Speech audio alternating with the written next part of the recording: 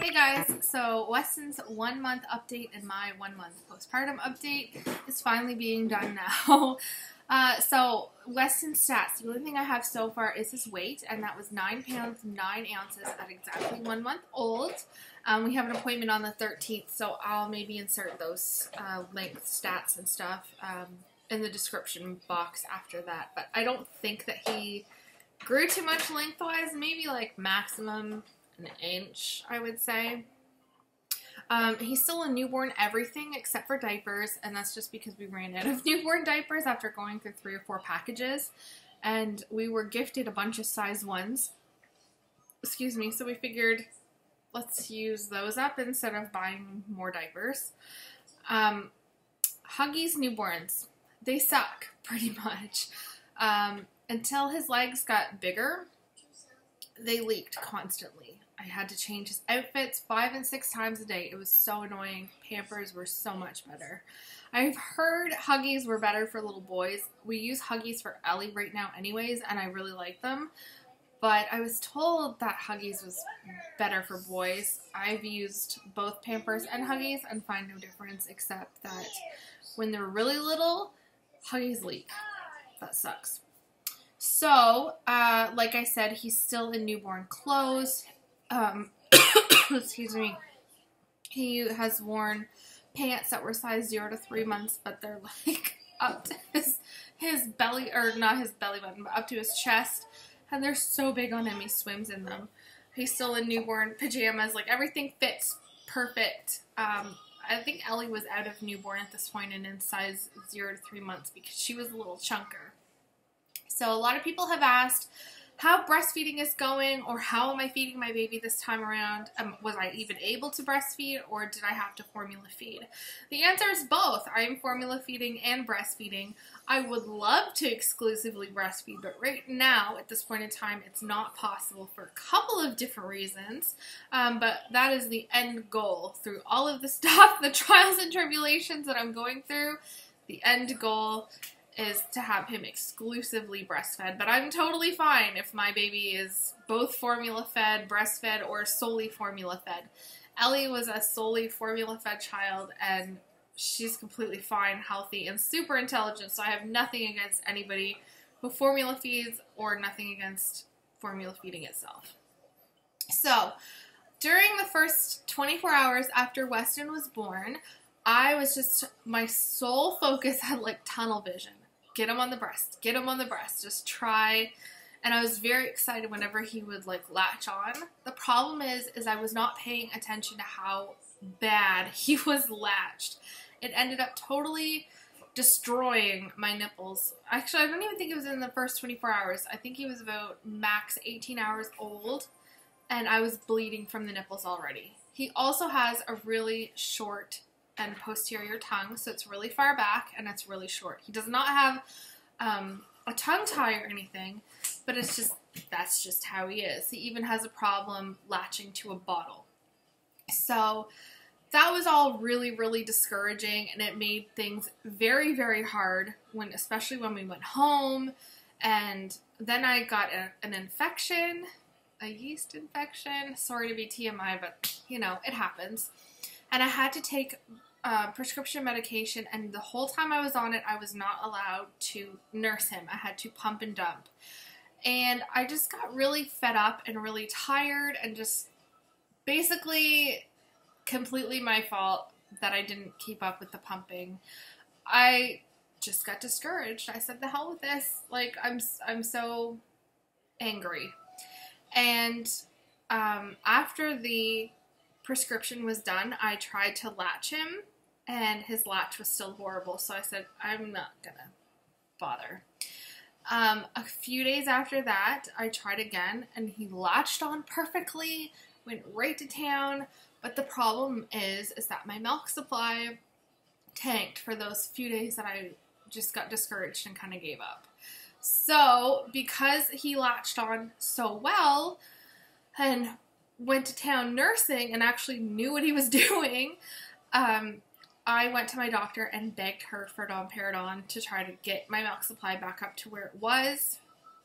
I had, when I was pumping about a half an ounce both sides, or like together, total amount. And I was really happy with that. That was like on day 3 or 4. So my milk had come in pretty early this time around, and I was pretty impressed. But when I went to pump, when I got on the domperidone, I was pumping drops. I was like, oh no, this is never going to happen. Or I pumped the drops before I started the domperidone, and I thought, okay, I need the domperidone. And then I took it and then still had the drops, and I figured this is never going to happen. I'm so discouraged. So one of my friends pointed me in the direction of a group for mothers on domperidone. And you kind of like get a schedule of when it's best to take it for premier like lactation times, like when you're going to get the best results for nursing and pumping. So I'm doing that. My milk supply is back up to where it should be. Well, maybe not 100%. I'd say like 70% back up to where it should be. I started responding to the pump again. I don't think it would be as much as it would be if I continued to pump this whole time. I'd probably be pumping ounces by now, but I'm pumping right back up to a half an ounce again. So when we're not nursing, and we're nursing with a nipple shield right now because we did have a slight nipple confusion, and it's easier for him to latch that way due to his tongue. But we're nursing, and when we're not nursing, we are supplementing. So either we're supplementing with pumped breast milk, which to be honest isn't very much, or we're supplementing with formula. He's taking 2 ounces, and he's feeding about every 2 hours. So we'll start with the breast, and we'll finish with the formula if he needs any. We've tried the SNS kit before. That was recommended. Hi, baby. Recommended to us. And you know what? It's such a pain in the ass to do. It's not anything that I'm interested in. I mean, a lot of people are like, if you're really concerned with breastfeeding, you will do this. Well, I really want to breastfeed, but I'm not willing to be overwhelmed by it. Breastfeeding is something that should be relaxing and not stressful, and I'm not willing to make it stressful. So my next big problem was I need help because I don't have a clue what I'm doing. I never breastfed Ellie past like 2 or 3 days old. I never took a breastfeeding class. Probably something that I should have done, but I didn't. Hi, Ellie. See, Mommy wants to hold it. Yeah. Anyways, so we went to our local breastfeeding clinic. Yeah, Mommy Weston went to the breastfeeding clinic, right? You be careful when you leave here. So I didn't have a clue what I was doing. I did not know how to nurse a baby because I did not nurse Ellie for any more than like 2 or 3 days. She had a great latch though. Her latch is like 100 times better than Weston's is. So we went there to learn all about the different positions, and I didn't know how to get him into a position where he would want to nurse. So that was my biggest problem. So I found, by fluke, I tried out the Breast Friend twin pillow, because it's more aimed towards not only twins, but full-figured women like me, and women that need that extra help because it's quite thick. Like the pillow's like this thick. It's huge. So I have one of those on order, and it's being shipped, so hopefully I'll see it sometime next week. But I figured out how to put the pillows in the right position on the bed. Our bed is still down here. A lot of people ask me how long before I put the bed upstairs. Probably not going to be for a while. I'm in no rush. I would like to get a playpen, or a pack and play as people call it, to put him in, like the bassinet style, before we move the bed upstairs, because really the only thing that I have is the swing, and he is not a fan of the swing like his sister was. He's in it right now, but I don't foresee him being in it much longer. Ellie lived in that thing. She slept in it for the first 4 months because it was the only way that we could get her to sleep. I am using the Halo Swivel Sleeper Bassinet. That thing is completely amazing. It was designed specifically with C-section mothers in mind, and I'll be doing a whole review on that. Honestly, if you know you're going to get a C-section, or even if you think you might end up with a C-section, buy it. 100% worth it. And I'm not sponsored by them. They did not send me anything for free. They didn't pay me for any endorsement. I just love it that much. It's totally awesome. So breastfeeding is going, in a sense. It's going. We've done it for a month now, and I'm really proud of myself. It has not been easy. It's been, quite frankly, really overwhelming at times, and then other times completely joyous where I sit there and cry. Tears of joy because I'm doing it. That's all I can think for Weston's 1 month update. If you have any specific questions on him that I did not answer, just leave them below and I'll answer them in the comments. So moving on to the 1 month postpartum update. My bleeding completely ended at 3 days postpartum. Completely ended. I also had, we were discharged on Canada Day on July the 1st, and I also started taking my placenta pills on that day. And the day after, 0 bleeding. So I was quite shocked that it stopped that early, but then again, I wasn't surprised because she told me she really cleaned out my uterus because she knew what I went through last time and was very careful about it. So, me taking the placenta pills may have helped with how fast that I stopped bleeding. My energy levels were through the roof. I was leaking like a faucet breast milk wise before I stopped all the pumping and stuff. Just I had to wear breast pads and had to change them quite often because I had so much milk. That also could be because of the placenta pills. My moods. Now, you know, with Ellie, I had really awful postpartum depression. With him, I feel completely 100% fine. No bad hormone drops. I may have had one. I did have one, actually. It was over mesh panties in the hospital. I went to the bathroom and completely ruined one pair of mesh panties, like completely ruined them. And I asked the nurse, or asked my husband to go ask the nurse out at the nurse's station if I could have one more pair because they were destroyed, right? And she's like, no, we don't have any. What do you mean you don't have any? You're a hospital. You don't have any mesh panties in the postpartum ward for the women to, you know, have new ones? Like, what do you want me to do? Honestly, we're a really bloody pair of mesh panties because I literally had nothing else. I'm not going to do that. They were soaked and destroyed. Sorry to be graphic and TMI, but anyways, I started bawling my face off, and then my nurse that was working with me came in. She's like, oh my god, what's wrong? And I was like, they won't give me any mesh panties. I was a wreck, and she's like, let me go get you a pair. She was amazing. She was such a sweet nurse. My recovery this time around has been 3,000 times better than it was with Ellie. So with Ellie, whenever I tried to get up out of the hospital bed, it was excruciating, awful. I had to take so much pain medication because I just couldn't handle it.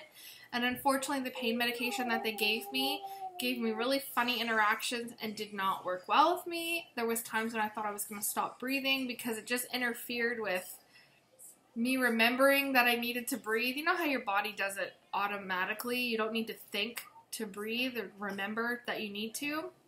And when I was on those pain medications, I had to remember, okay, you need to take a breath. That was really, really bad. This time around, I did need to rely on a lot of pain medication, but I took a different kind. And while it still gave me like funny feelings of needing to remember to breathe, it wasn't as intense and I wasn't worried about falling asleep. The reason for the extra pain medication is she fixed, my OB, fixed the hack job of a scar that I had that Ellie's OB gave me. It was awful. Completely awful. It left me disfigured in my bikini area, I guess you would call it.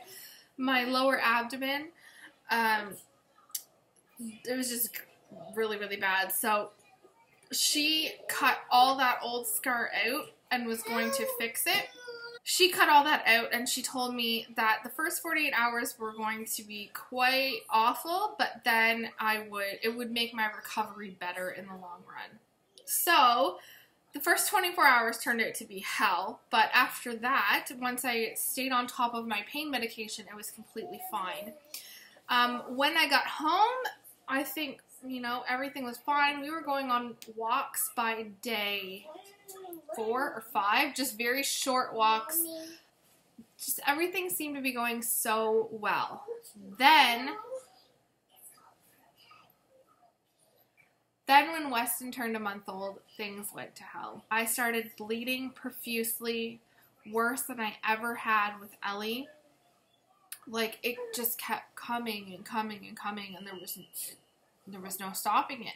I was soaking through pads within 15 to 20 minutes.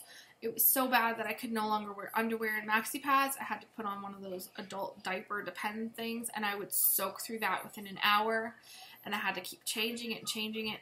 So we had an appointment at the breastfeeding clinic when he turned a month old, and that's located right in the hospital. There's also a mother-baby clinic in there. So when we were finished with our breastfeeding help, I mentioned to them just how bad I was bleeding.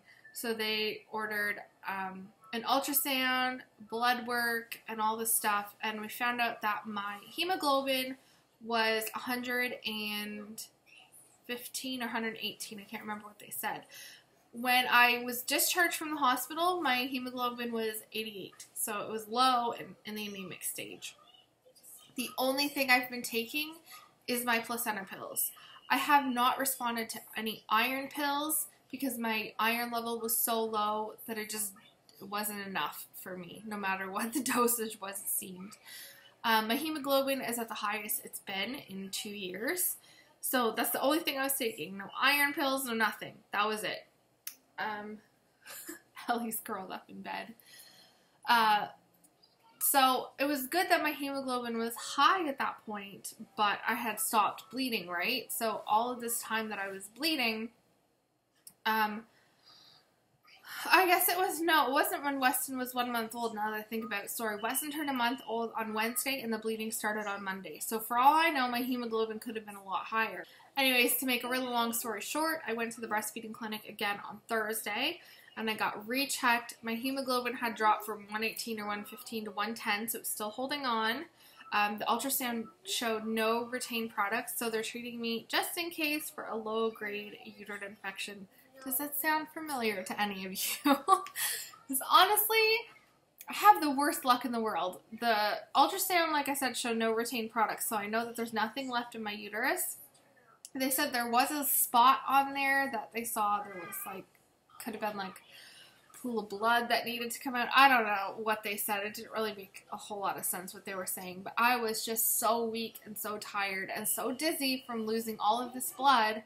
But I guess it looked like it was more than it was because my hemoglobin was still holding on. I don't know, but I was very angry with them at first that they weren't taking me more seriously just because of my past history. But as I sit here, I have stopped bleeding. So I'm on the medication to treat me for the possible uterine infection. It's more like just a safety precaution. Like, I have no other signs or symptoms, just like I did with Ellie. So I don't know. My babies just don't like to leave the womb, apparently.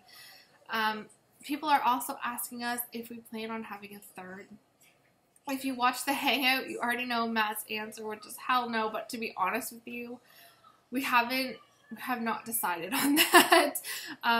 He jokes around with me about that, but no, we haven't decided. If we do have another, it definitely won't be until Ellie is in school. I don't think that the age gap between Ellie and Weston is too much, like too overwhelming for me. The transition to 1 to 2 kids has been super easy, and it would have been even easier if I didn't have a C-section. I guess I'm just really lucky in that aspect. Ellie is like a mother's helper, so, but I do think it would be a little easier to manage 3 kids if one of them was in school.